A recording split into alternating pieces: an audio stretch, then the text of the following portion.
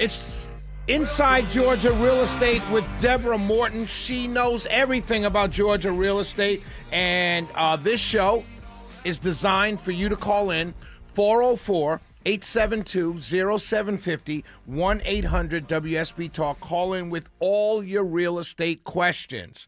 That's what the show is designed for. Call in with all your real estate questions. 404-872-0750, 1-800-WSB-TALK. Deborah we Morton. have questions, and I don't know that I've got answers because there's so much happening in the world. If you want your real estate questions answered, happy to answer about that. But what is going on with rates and Congress and legislation? And Let's start with the new Fed chair. We have a new Fed chair. Let's start there. We do, and I got to attend a fantastic training this week, hosted. I do a lot of training on these things, but I try to pick and follow and learn from the very best experts in their field. So this week, in the industry, a lot of people know Barry Habib. He is kind of a expert economic forecaster. Okay. So I really follow closely him and a few others so I can tell what's happening and what's going to happen in 2026. Every time I meet somebody, they want to know, how's the market? Well, how's the market? It's all about mortgage rates, inventory levels, and wages. How much money people have to spend when it comes to buying a house. So, how's the market is the top thing, and we are still growing inventory. Rates have dipped below 6% this week, which is very exciting for all the buyers. There's some estimates that there are 5.5 million people could re-enter the buying pool if rates were to come down a full point. Now, where are rates right now? Rates have been hovering right around 6%. Okay. But there's a psychological factor in people's brains about, I can't afford a house if it's over 6%, Gotcha. or I'm not willing to make a move. Is that the number 6, or is it because it was 8? Like a year ago it was 6.75. Okay. And now we're just edging out, like we're in the 5.9s. And this, we're talking about a 30-year fixed rate. Gotcha. There are other types of mortgages that you could take. What we're looking at, though, because it's a psychological number, if rates stay in the 5s, let's say we'll use 5.75, people think, oh, I can afford it. And now they enter the market.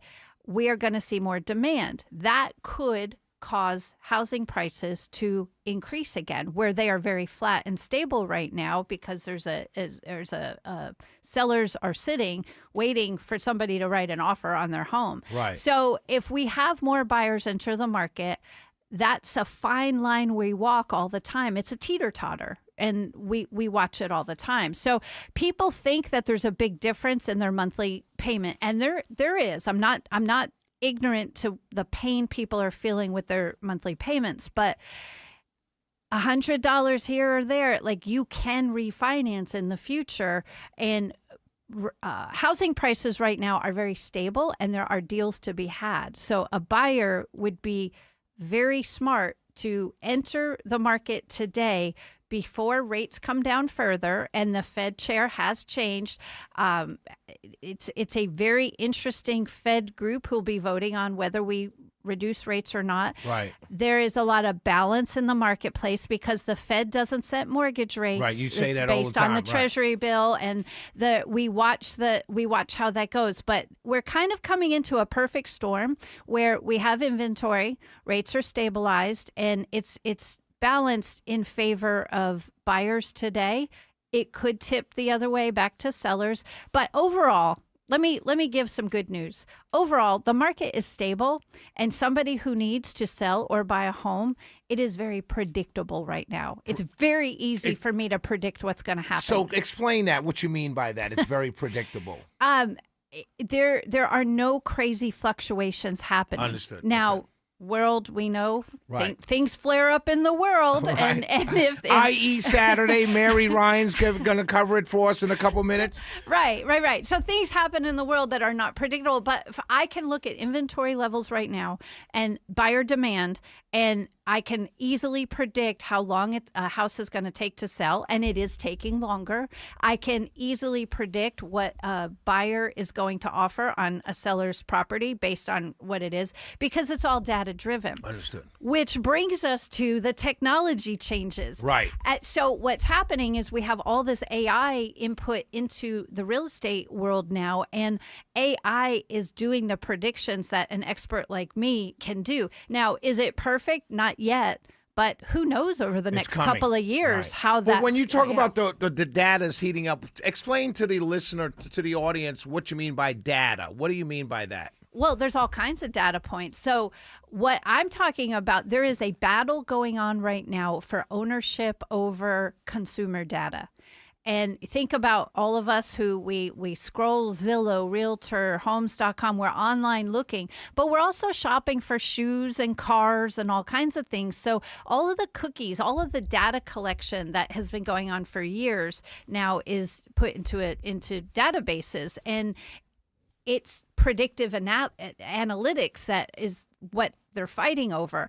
What the current battle this week was, it was an interesting shift. There is talk about creating a national MLS. So, all of our listings are syndicated through a multiple listing service, and that data is owned by the MLSs, and they're regional. So in Georgia, in the area I work in, metropolitan area, we have 2 MLS systems we use. That system does not extend to, say, Savannah. It doesn't necessarily extend up to North Georgia, or I should say, my system does, but there are other systems in North Georgia, Savannah. If you're in Florida or Tennessee or Kentucky, they have their own MLS systems. So the third-party vendors like Zillow and Realtor.com, they have a syndication agreement with the MLSs. That's how you can look on Zillow to find a home in California while you sit in your lazy boy in your living room in Georgia. Right. The MLSs, there is a battle right now to get rid of the MLSs and to create one national. Zillow wants to do that. Zillow wants everybody on their platform, and other groups want to not allow Zillow in it. It's all over money and data. It's a huge power play, and who knows what's going to happen. I'm just watching it very carefully, and every week something else changes. 404-872-0750, 1-800-WSB-TALK. Those are the numbers to call. Deborah Morton, she's the owner and broker and operator of the agency Atlanta. She knows everything about Georgia real estate. The name of the show is Inside Georgia Real Estate. 404-872-0750, 1-800-WSB Talk. The data, like you said, when you buy shoes, all of these things, right? But the data that's the war is over. What is the problem if one company It's about owns money and power. That's it. It's always about money and power. How does it hurt the consumer? Does it hurt? Oh, it does. And that's what we need to talk So about. let's talk about that how next. does it impact when you're selling your home? Absolutely. That's coming up next. When we come back, Deborah's going to answer that question. How is all of this big fight over your data, how does it impact your efforts to buy or sell a home? 404-872-0750, 1-800-WSB Talk. We will be right back. Let's go check everything that's going on with the Iranian strike with Mary Ryan.